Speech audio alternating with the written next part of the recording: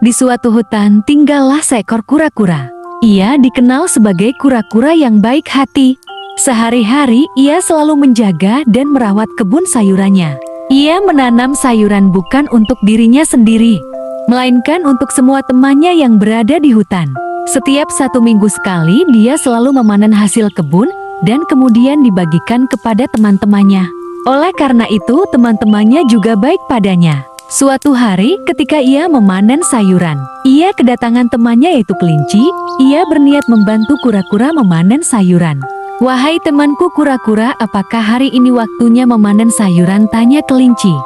Iya betul kelinci, ada perlu apa kau pagi-pagi sudah menemuiku? "Jika kau izinkan, aku ingin membantumu untuk memanen sayuran." Ya tentu saja temanku. Sementara kura-kura masuk ke dalam rumah untuk mengambil perlengkapan memanen. Sementara kelinci dengan sabar menunggu di luar. "Wahai kelinci temanku, mari kita memanen," ajak kura-kura. Mereka berdua mulai memanen dan bekerja sama. Di tengah itu, lewatlah kancil dan rubah. Tetapi mereka tidak menghampirinya, tapi mereka malah berbisik. "Kancil, coba lihat si kelinci membantu kura-kura memanen sayuran," ujar rubah. "Ya, aku melihatnya." Padahal kelinci itu hanya pura-pura baik pada kura-kura, ujar kancil. "Apa maksudmu pura-pura?" tanya rubah. Sebenarnya kelinci itu hanya ingin mendapatkan jatah sayuran yang lebih banyak. Oleh sebab itu dia membantu kura-kura panen, ujar kancil dengan nada sinis. Si kancil dan rubah pun pergi menjauh dari rumah kura-kura. Tak terasa hari pun semakin siang dan memanen sayuran pun selesai. Setelah itu kura-kura meminta kelinci untuk memberitahukan kepada semua teman-temannya agar segera berkumpul di rumah kura-kura. Tidak berselang lama, halaman rumah kura-kura pun telah dipenuhi oleh temannya yang mau mengantri mendapatkan sayuran.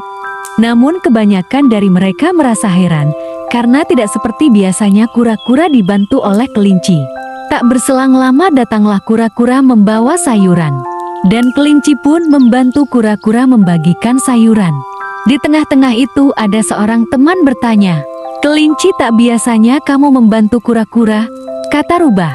"Ya, karena setiap kali panen tiba kura-kura selalu mengerjakan sendiri. Oleh sebab itu aku selalu membantunya," kata kelinci. "Kau baik sekali kelinci," sahut rubah. Tak terasa pembagian sayuran pun sudah selesai. Namun kura-kura merasa aneh karena dia tidak melihat kancil. Suatu hari ketika kelinci sedang jalan-jalan, ketemu dengan kancil. "Hai kancil, kenapa kamu tidak datang ke rumah kura-kura?" kata kelinci. "Untuk apa saya datang ke rumah kura-kura? Kan jatah sayuran sudah diambil sama kamu," kata kancil. "Apa maksudmu kancil?" kelinci sambil keheranan. "Sudahlah kamu jujur, kamu hanya pura-pura baik kepada kura-kura supaya kamu mendapatkan jatah sayuran lebih banyak," kata kancil. "Itu tidak seperti yang kau pikirkan kancil. Bahkan aku pun belum mendapatkan jatah sayuran," kata kelinci. Kemudian kancil pun pergi. Dan di saat itu kelinci pun bersedih karena sudah dituduh oleh kancil. Kemudian kelinci kembali ke rumah kura-kura dan menceritakan semuanya pada kura-kura. Beberapa minggu kemudian sejak peristiwa itu terjadi, setiap panen tiba kelinci tidak lagi membantu kura-kura karena ia tidak nyaman atas tuduhan kancil. Suatu ketika, kancil berniat pergi jalan-jalan. Di tengah perjalanan kancil terpelosok ke dalam lubang. Kancil terus berteriak dan meminta tolong. Kemudian kelinci lewat dan mendengar teriakan yang minta tolong. Ia terus menelusuri teriakan itu berasal. Lalu ia melihat kancil sedang terpelosok ke dalam lubang. "Wahai temanku kancil, kenapa kamu ada di dalam lubang?" kata kelinci. "Tolong saya kelinci," kata kancil. "Tentu saja kancil. Tunggu dulu sebentar, saya mau mencari tali." Beberapa saat kemudian kancil pun terselamatkan. "Terima kasih kelinci," kata kancil. "Iya, sama-sama temanku," kata kelinci.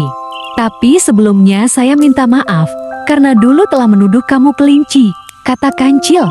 "Ya, gak apa-apa kancil, saya sudah melupakan kejadian itu," kata kelinci. Mereka pun pulang bersama-sama. Setelah kejadian tersebut kelinci dan kancil bersahabat kembali dan hidup rukun bersama.